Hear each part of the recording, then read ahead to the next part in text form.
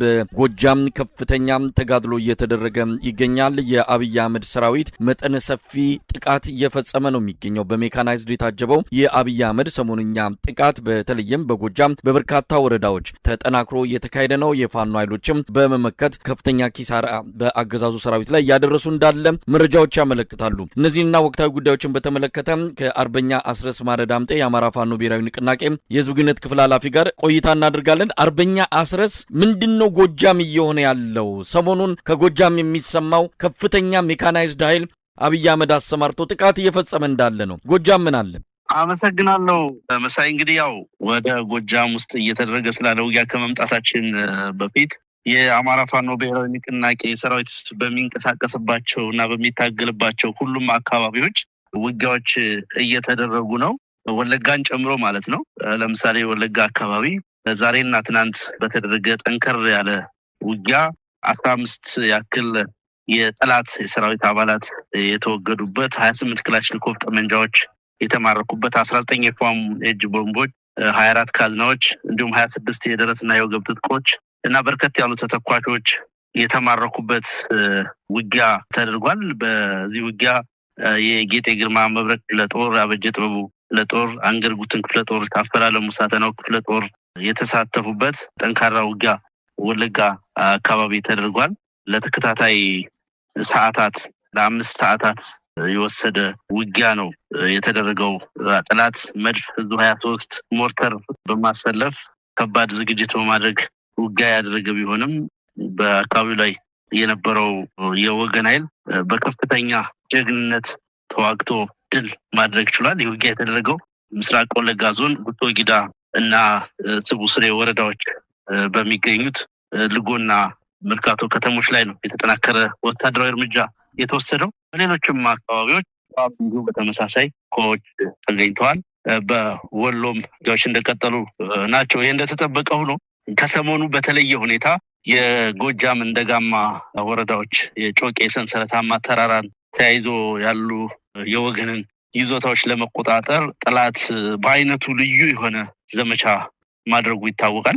በተለይም ብረት ለበስ ተሽከርካሪዎችን ጨምሮ በርካታ የቡድን መሳሪያዎችና ጅምላ ጨራሽ መሳሪያዎችን በማሰለፍ በብዙ አቅጣጫዎች እንቅስቃሴ አድርጓል። ከፍተኛ የኃይል እንቅስቃሴ ካደረገባቸው ቀጠናዎች መካከል በማቻከል ወረዳ ከአማኔል ወደ ደጋ ሰኛ አቅጣጫ እንቅስቃሴ አድርጎ ነበር። ለ2 ቀናት ያክል የወገን ኃይል ከፍተኛ ውጊያ ሲያደርግ ነው የቆየው። ከ4 ቀናት ተከታታይ ውጊያ በኋላ በዛሬው ዕለት ደጋሰኝ ከተማን በወገን ቁጥጥር ስር ማዋል ተችሏል። በሌላ አቅጣጫ ከደንበጫ ተነስቶ በ2 አቅጣጫ ኮረብታ ወደምትባል ከተማ የተንቀሳቀሰ የጠላት ኃይል እንዲሁ የደንበጫ ያለው ኢንጂነር ክበር ተመስገን ሻለቃ በከፍተኛ ጀግንነት ሲከላከል ነው የሰነበተው ሳምንቱን።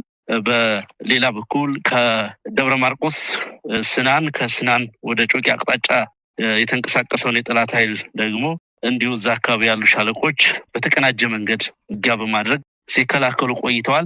ዛሬ እንዲሁ ከባህር ዳር በመነሳት በገረገራ ወደ ዋሸራ የተንቀሳቀሰውን ኃይል የ33ኛ ክፍለ ጦር በከፍተኛ ጀግንነት ሲዋጉሏል። በርከት ያሉ ምርኮችንም ማግኘት ተችሏል። በዚህ ዘመቻ ጠላት ቢኤም ሮኬቶችን፣ መድፎችን፣ ሞርተሮችን እና ሌሎች ከርቀት የሚተኮሱ ጅምላ ጨራሽ መሳሪያዎችን በጣም በሚያሳዝን ሁኔታ ዜጎች በአካባቢው የሚንቀሳቀሰው ማህበረሰብ በሚንቀሳቀስበት ሰዓት እየጠበቀ በዘፈቀደ ወደ የትኛውም አቅጣጫ በመተኮስ በርካታ ሲቪሊያን ላይ ጉዳት አድርሷል። በወገን በኩል በሰራዊታችን በኩል የደረሰው ጉዳት ያን ያክል ከባድ የሚባል አይደለም። በጠላት ላይ ግን ከፍተኛ ኪሳራ አድርሰናል። ጠላት ይህንን ወታደራዊ ዝግጅት ለወራት አስቦና አቅዶ በዋናነት ትልቁን የፋኖ ትልልቅ ቤዞች ናቸው የተባሉ ቀጠናዎችን ጉዳት በማድረስ ወይም እዛ አካባቢ ጠንካራ ኦፕሬሽኖችን በማድረግ ወደ ሌላኛው የጦርነት ሁለት ለመንቀሳቀስ አስቦ ሄደበት ርቀት ነው። ጥምር የሰራዊት እንቅስቃሴ ለማድረግ ነው። ጠላት በአንድ በኩል እንቅስቃሴ በሚያደርግ ጊዜ በሌላ አቅጣጫ ደግሞ እንዲህ በፋግታ ለኮማ ወረዳ ከአዲስ ቅዳም ቅርብ ርቀት ያለችዋን ፋግታ ከተማ የወገን ኃይል በቁጥጥር ስር መዋል ችሏል። በሌላ በኩል ሰከላ ውስጥ እንዲሁ አጉት የምትባል ከተማን የወገን ኃይል በቁጥጥር ስር ማዋል ችሏል። ስለዚህ በተለመደው የውጊያ ስልት በደፈጣ ጠላት ላይ ጉዳት ከማድረስ ጎን ለጎን ደግሞ የሳሳ የጠላት ኃይል ባለባቸው ቦታዎች በመግባት በጠላት ላይ ከፍተኛ ጉዳት ያደረስን እና የጠላትን ከፍተኛ ወታደራዊ ወረራና ዘመቻ በከፍተኛ ጽናትና ቁርጠኝነት በመመከት ላይ ነው የምንገኘው። አርበኛ አስረስ ምናልባት ይሄ የተለየ ዘመቻ ነው እንግዲህ በርካታ ጀነራል መኮንኖች፣ ኮሎኔሎች፣ መስመራዊ እንደዚሁ አዛዦች የሚመሩት እንደሆነ ከፍተኛ ሜካናይዝድ የሆኑ መሳሪያዎች እንደዚሁ በጥቅም ላይ ያሉበት እንደሆነ እየተዘገበ ነው። አገዛዙም በተለየ ሁኔታ የድል ዜናዎችን በየዕለቱ ለደጋፊዎቹ እያቀረበ ይገኛል። ቦታዎችን ተቆጣጥረናል፣ የተወሰኑ ተሽከርካሪዎችን በቁጥጥር ስር አውለናል የሚል ነገር ነው። እስካሁን ድረስ ስለማረኩትም ሆነ ስለገደሉት የፋኖ ኃይል በዝርዝር የገለጹት ነገር የለም። ቦታዎችን መቆጣጠራቸውን ግን በሰፊው እየገለጹ ነው። ምን የተለየ ነገር ተገኝቶ ነው በዚህ ደረጃ በዚህን ያህል መጠነ ሰፊ ጥቃት ለመፈጸም አገዛዙ ወስኖ ጎጃም የገባው? ምን መሳይ ከዚህ ቀደም ከሳምንታት በፊት በተደረገ አውደ ውጊያ በተለይ ደጋዳሞት አካባቢ ከፍተኛ ኪሳራ አስተናግዷል። ጠላት የክፍለ ጦር አዛዥ ኮሎኔልን ጨምሮ የተገደለበትን በርካቶች የተማረኩበትን ውጊያ ተደርጓል።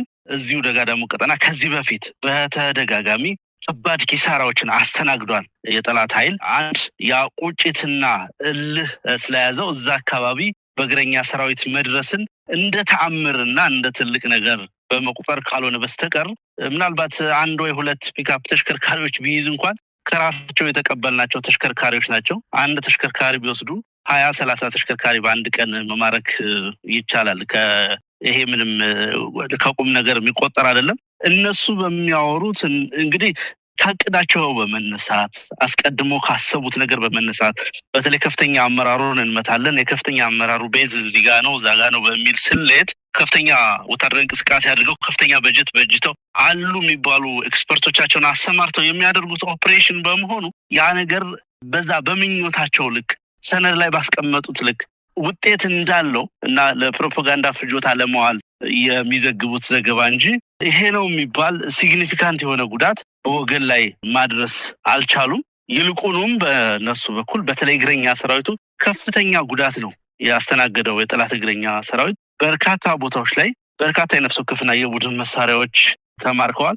ብዙ ቦታዎችም ቅድም እንዳነሳውልህ ከዚህ በፊት ለረጅም ጊዜ ይዟቸው የነበሩ ይዞታዎችንም የወገን ኃይል እንደገና መቆጣጠር ነው የቻለው። ምንም የተለየ አዲስ ነገር የለውም። ያው የሚዲያውንና ፕሮፓጋንዳውን አየር ለመያዝ በከፍተኛ ርብርብ ስለሰሩበት ካልሆነ በስተቀር ይሄ ነው የሚባል ጉዳት በወገን ላይ አልደረሰም።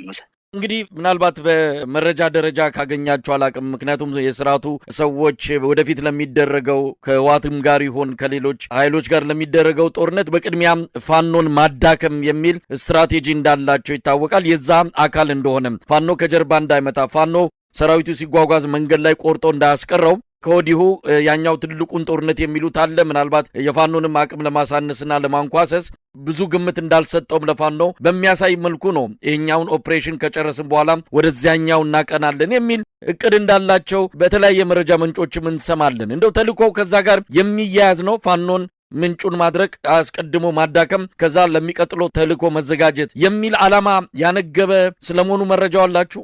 እንግዲህ በእነሱ ስሌት እንደዛ አይነት ካልኩሌሽን እንደሚሰሩ በተለይ ፋኖን ባለበት ኮንቴን ማድረግ ባለበት ማቆም እና ማዳከም ከዛ በኋላ ሌላው ጋር ለምናደርገው ጦርነት የሚል ወረቀት ላይ የሚጽፉት ነገር በመረጃ ትንተናቸው የሚያቀርቡት ነገር እንዳለ እናውቃለን። ይሄ ግን ራሳቸውን እያታለሉ ነው። ኦልሬዲ ትልቁ አውደ ውጊያ ያለው ፋኖ በሚንቀሳቀስባቸው ቀጠናዎች ነው። እስካሁን ድረስ የብልጽግና ሰራዊት የታጠቃቸውን ሁሉንም አይነት የጦር መሳሪያዎች ስራ ላይ አውሏል። ሁሉንም አይነት የጦር መሳሪያዎች ወደ ወገን ተኩሷል። የቆጠበው ወይ ለሌላ ኮንቬንሽናል ወር ወይ ለሌላ ብሔራዊ ግዳጅ ወይ ለሌላ ትልቅ ጦርነት የቆጠበው ድሮን የለም፣ የቆጠበው ቤም ሮኬት የለም፣ የቆጠበው ጀት የለም፣ ወይም ሌላ መሳሪያ የለም፣ የቆጠበው ጀነራልም የለም። ሁሉም የሀገሪቱ ጀነራሎች አማራ ክልል ውስጥ ተሰማርተው ነው ያሉት። 11 እዞች እና ከዛ በላይ ተሰማርተው ነው ያሉት። ሁሉም ጀነራሎች አሉ የሚባሉት ኤክስፐርቶች አማካሪዎችን ጨምሮ ሲርመሰመሱ የሚውሉት ፋኖ በተቆጣጠራቸው ውጊያ በሚያደርግባቸው ቀጠናዎች ነው። ምን አዲስ ነገር አላቸው? ምን የተለየ ነገር በአንድ በኩል ፋኖን አልፈው ሌላ ጋር ሊዋጉ የሚችሉበት አቅም የለም። ትልቁ የስበት ማዕከሉ የፋኖ ኃይል ነው። የአማራ ፋኖ ብሔራዊ ንቅናቄ ሰራዊት የሚፈጽማቸው አስደናቂ ጀብዶች በጠላት ላይ ከፍተኛ የሆነ ኪሳራ ምንም አይነት ግዳጅ መፈጸም በማያስችልበት ቁመና ውስጥ ስላስገቡት ነው እስካሁን ድረስ አገዛዙ ያቀዳቸው የጦርነት እቅዶች አንዳቸውም ሳይፈጸሙ ሳይጀመሩም የቀሩት። ያ ነገር በዛው ሁኔታ ውስጥ ነው የሚቀጥለው። በምኞት ደረጃ ግን እንዲሁ ለሪኮግኒሽን ላለመስጠትም ሊሆን ይችላል በሌላም ፖለቲካዊ ምክንያት የፋኖን ኃይል አንድ ደረጃ ዝቅ አድርጎ ለማየት ሙከራ ሲያደርጉ ይስተዋላል። ያው ሲናገሩትም የቆዩ ነገር ስለሆነ እውነታው ግን እሱ አይደለም። እውነታው ትልቁ ኃይል ትልቁ የስበት ማዕከል በትልቁ የአገዛዙን የመከላከያ ሰራዊት በሚገባ መገዝገዝ እና ማዳከም የመፈጸም አቅሙን ውጊያ የማድረግ አቅሙን ያቀደውን ያሰበውን ኦፕሬሽን የማሳካት አቅሙን በብዙ እጥፍ መቀነስ ሳይሆን ማንኮታኮት ጭምር የቻለው የፋኖ ሰራዊት እንደሆነ ያለፉት 3 ዓመታት የተደረጉ ውጊያዎችና የደረስንበት የትግል ደረጃ የሚመሰክረው ሀቅ ነው። እንግዲህ አርበኛ አስረስ በቪዲዮ አንዳንድ ቪዲዮዎች የወጡ ነው የሚታየው የውጊያ ሁኔታ የሩሲያና የዩክሬን ጦርነት እስኪመስል ድረስ በቪዲዮ ተቀርጾ ካየናቸው መሳሪያዎች ምናልባት ወታደራዊ ባለሙያዎች በቀላሉ ይለዩዋቸዋል። ቢኤም ሮኬቶችን ጨምሮ በታንክም የታገዘ ነው። የሚመቱት ምንድን ነው? እንግዲህ አንድም የፋኖ ኃይል በአሁን ሰዓት ጉዳት አደረስንበት ማረክን ካላሉ እየደበደቡ ያሉት ሰላማዊ መንደሮችን ዝም ብሎ ሜዳ ተራራውን ነው። ይህ ሁሉ እንግዲህ ለአንድ ጥይት ለአንድ ቢኤም ሮኬት የሚወጣውን ዋጋውን ገንዘቡን ሂሳቡ ቢሰላም ከፍተኛ ገንዘብ ሊሆን እንደሚችል ይታወቃል። ባዶ ሜዳ እየደበደቡ ነው ሁሉ ኪሳራ ወይም ደግሞ ድል አደረግን የሚለውን ዜና እያሰሙ ያሉት። እንደው ውጤቱን እንዴት ትገልጸዋለህ ለማለት በጣም የሚደንቀው ነገር መሰለኝ ነገራቸው ነው። ሁሉንም የተሸከማቸውን ቅንቡላዎች ያለምንም ታርጌት የት እንደሚወድቁ የት እንደሚያርፉ በማይታወቅበት ሁኔታ ወደ ሁሉም አቅጣጫ ነው የሚተኩሷቸው። ወደ ሁሉም አቅጣጫ መድፎች አንድ የጠላት ይዞታ ወደ የትኛውም ኢቭን ራሱ ጠላት ወዳለበት ይዞታ ጭምር በሚደርስ ርቀት ይተኮሳሉ። ቢኤም ሮኬቶች በብዙ አቅጣጫ ይተኮሳሉ። አንዳንድ ቦታ ስራ ላይ እንቅስቃሴ ላይ መደበኛ ስራቸው ላይ የነበሩ አርሶ አደሮች እና ሌሎች በተለያየ የስራ መስክ የሚንቀሳቀሱ ሲቪሊያን ላይ ከፍተኛ ጉዳት ያደርሳሉ። እንግዲህ ውጊያ እያደረጉ ነው ወይ ጦርነት እያደረጉ ነው ብለህ እንኳን ለመገመትና ማሰብ በማትችልበት ሁኔታ በሁሉም አካባቢ የሚፈጽሙት ነው። በነገራችን ላይ ይሄ አንዳንድ ጊዜ ውጊያ የወገን ኃይል ውጊያ ባልከፈተበት ሁኔታ ጭምር ይሄ ነገር ይደረጋል። በተደጋጋሚ የሚያደርጉት ነገር ነው። የሆነ ቦታ ላይ ስምሪት ወስደው በተንቀሳቀሱበት ጊዜ በርቀትም በቅርበትም የወገን ኃይል እንቅስቃሴ በሌለበት ሁኔታ አንድ ተራራማ ቦታ ላይ ሆነው መድፎችን ይተኩሳሉ፣ ሮኬቶችን ይተኩሳሉ፣ ሌላም ነገር ይደረጋል። በዛ መሀል ለሚደርስ አይነት ሰብአዊ ጉዳት የትኛውም አይነት ውድመት፣ መሰረተ ልማት ውድመት፣ የንብረት ውድመት፣ የሰው ህይወት መጥፋት ምንም አይነት ኃላፊነት የማይሰማቸው አመራሮች ነው እንግዲህ መከላከያ ሰራዊት የሚባለውን ያሉት። እንዲሁ የመወራጨት ነገር ካልሆነ በስተቀር እንግዲህ እየተደረገ ያለው ትጥቅ ትግል ነው፣ ሽምቅ ትግል ነው። በዚህ መንገድ በዘፈቀደ በመተኮስ ወደ አዩት ጫካ ሁሉ ወደሚጠረጥሩት ተራራ ሁሉ በመተኮስ ድል ማድረግ አይችሉም። መሳቂያ ከመሆን ያለፈ ነገር የላቸውም። ይልቁንም ከፍተኛ የሆነ የኢኮኖሚ ድቀት ያስከትሉ ይሆናል በሀገሩ ላይ። የነሱንም ስነ ልቦና የውጊያ ሞራል ጭምር የሚጎዳ ተግባር የሚፈጽሙ ካልሆነ በስተቀር አንዳችም ጠቀሜታ የለውም። ግን በተደጋጋሚ የሚያደርጉት ነው። ሰሞኑንም በደጋማው የጎጃም አካባቢ ተሸክመው ይዞት የዞሩትን መሳሪያ በተሽከርካሪም በሰው ጉልበትም የጫኗቸውን ከባድ መሳሪያዎች በዚሁ መንገድ በዘፈቀደ ወደ ተለያየ አቅጣጫ በመተኮስ የተለመደውን የሽብር ተግባር ከመፈጸማቸው በስተቀር ሌላ የተለየ በወገን ኃይል ላይ ይህ ነው የሚባል ጉዳት ማድረስ አልቻሉ። እንግዲህ አርበኛ አስረስ እዚህ ደጋዳሞትም ሆነ ፈረስ ቤት በተደጋጋሚ ይመጣሉ፣ በተደጋጋሚ እየተመቱ ይወጣሉ። ላለፉት 3 ዓመታት እንዲህ አይነት ነገር ነው ያየነው። በሺዎች የሚቆጠሩ ሰራዊት የተማረከበት የተደመሰሰበት የደጋዳሞት ምንጊዜም የማይረሱ 2 ዋነኛ የተጋድሎ ታሪኮችንም እዚህ ላይ መጥቀስ ይቻላል። አሁንም ተመሳሳይ ነገር ነው። ከቦታ ይቆጣጠራሉ። ምናልባት መጪው ጊዜ ምን ሊመጣ እንደሚችል በግልጽ የሚታወቅ ይሆናል። ለማንኛውም በእናንተ አጠቃላይ ሂደት ላይ እንግዲህ አስቀድሞ ጥቃትን ማስቆም አስቀድሞ የእናንተን እቅድ ማኮላሸት፣ ማበላሸት፣ ማጨናገፍ ከሆነ ተሳክቶላችኋል ማለት እንችላለን ወይስ ምንም እቅዳችሁን ወደፊት ልታደርጉ ያሰባችሁትን በተመለከተ ተጽዕኖ አልፈጠረባችሁም? ይሄ ሰሞኑ ጥቃት ምንም አይነት ተጽዕኖ አልፈጠረም።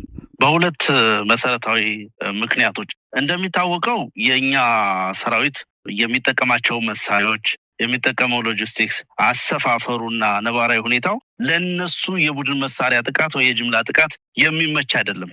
ኢቭን በተከታታይነት በተፈጸሙ የድሮን ጥቃቶችም ጭምር ሲግኒፊካንት ጉዳት ማድረስ አልቻሉም በወገን ኃይል ላይ። ስለዚህ ከየትኛውም እንቅስቃሴያችን መገደብ እና ማገድ የሚችሉ አይደለም። ሁለተኛው ነገር ይሄንን እንቅስቃሴ ከማድረጋቸው አስቀድመን ከቀናት በፊት አንድ ቦታ ላይ ከመድረሳቸው ከ4 ቀናት ከ5 ቀናት አስቀድመን አስተማማኝ የሆነ መረጃ ስለነበረ በቂ ዝግጅት አድርገን ነው ምንጠብቃቸው። መዋጋት ያለብን ቦታ ላይ ለደፈጣ ጥቃት የሚመች ኢላማ ውስጥ በገቡልን ሰዓት በደፈጣ ጥቃት እርምጃ እንወስዳለን። ለሱ ባልተመቸ ሰዓት ደግሞ ቦታ በመለወጥና በመቀየር የጠላት ኃይል የሳሳበትን ስስ ቦታ በመምረጥ እዛ ላይ እንመታለን። በዛ መሰረት ምርኮችን እናገኛለን፣ ተተኳሾችን እናገኛለን። በእነሱ ባገኘናቸው ተተኳሾችና ምርኮች ደግሞ እንደገና ሰራዊታችንን እናደራጃለን። ይሄ ላለፉት 3 ዓመታት የቀጠለ ዑደት ነው። በቀጣይ የምናደርጋቸው ውጊያዎች ምናልባት በመልካቸው፣ በይዘታቸው፣ በአፈጻጸማቸው፣ በውጤታቸው ጭምር ከዚህ ለየት ያሉ ስለሚሆኑ ለዛ ለስትራቴጂክ ማጥቃት ለምንላቸውና ለሌሎች ውጊያዎች የምናደርገው ዝግጅት ባለበት ነው፣ እንደተጠበቀ ነው የሚቀጥለው። አሁን እየተደረገ ያለው ኦፕሬሽን ያንን ዝግጅታችንንና ያንን ሂደታችንን የማደናቀፍ አቅም የለውም። ምንም አይነት ይሄ ነው የሚባል የማደናቀፍ ውጤትም የለውም። በተግባር በውጤት ደረጃ በእንቅስቃሴ ደረጃ ከአንድ ቦታ ወደ ሌላ ቦታ በመንቀሳቀስ ሰፊ ጂኦግራፊን ሊሸፍን ይችላል የጠላት ሰራዊት። ያንንም ሲያደርግ የተሰባሰበ ኃይል በመጠቀም ነው። ከብዙ ቦታ ያጠራቀመውን ያሰባሰበውን ኃይል በመጠቀም ነው። ስለዚህ በዛ ሂደት ሰራዊቱ በከፍተኛ ሁኔታ ፊዚካሊ መድከም ያጋጥመዋል፣ መሰላቸት ያጋጥመዋል። በዚህ መሰላቸት ማለት በየሰፈረበት ተራራ ሁሉ እየከዳ የወገንን ኃይል ይቀላቀላል። ሰው በውጤት ደረጃ እነሱ ኪሳራውን ይከናነባሉ። በእኛ በኩል ደግሞ የትግሉ ባህሪም የኛም የቆየ ኤክስፖዠርም ስላለና በቂ ዝግጅትም ስላለ ወደፊት ለምናደርገው የትግል እንቅስቃሴ ላይም ሆነ አሁን ባለን የሰራዊታችን አቅም ላይ አንዳችም ተጨባጭ ጉዳት ማድረስ አልቻሉም። ይህ ሲባል በማህበረሰባችን ላይ፣ በህዝብ ላይ፣ በእናቶች ላይ፣ በህፃናት ላይ በየጊዜው የሚያደርሱት ጉዳት፣ የሚፈጽሙት ግድያ፣ ያስገድዶ መድፈር ወንጀል፣ የዘረፋ ወንጀል አሁንም እንደቀጠለ ነው። በዚህ ረገድ እጅግ አስከፊ ዘግናኝ የዘር ማጥፋት ወንጀሎች፣ የሰብአዊ መብት ወንጀሎች እየፈጸሙ ነው ያሉት። በሰራዊታችን ላይና በውጊያ አቅማችን ላይ ግን ይህ ነው የሚባል ጉዳት አላደረሱም እነዚህ ኦፕሬሽኖች። አስረስ እንደው በጣም አስገራሚው ነገር አዲስ አበባ ላይ ኢትዮጵያ እየመከረች ነው የሚለው እንግዲህ የሰሞኑ ከፍተኛ ትኩረት ሰጥቶት አገዛዙ በሁሉም መገናኛ ብዙሃኑ በሚገኝ ባሉት ሁሉ መድረኮች ይህንን አጀንዳ በሰፊው እየሄደበት ነው። ኢትዮጵያ እየመከረች ነው። በተቃራኒው ኢትዮጵያ ውስጥ እንደዚህ አይነት ጦርነት እየተካሄደ ነው። እንደው ተቃርኖዎቹን ማየት መግለጽ ይቻል ይሆን? አዲስ አበባ ላይ እየመከረች ጎጃምና ሌላው የአማራ ክልል ላይ በቦምብና ከሰማይም ከምድርም ሰላማዊ ዜጎች እንዲህ የሚመቱበት ሁኔታ ሁለቱን ነገሮች እንዴት ታያቸዋለን?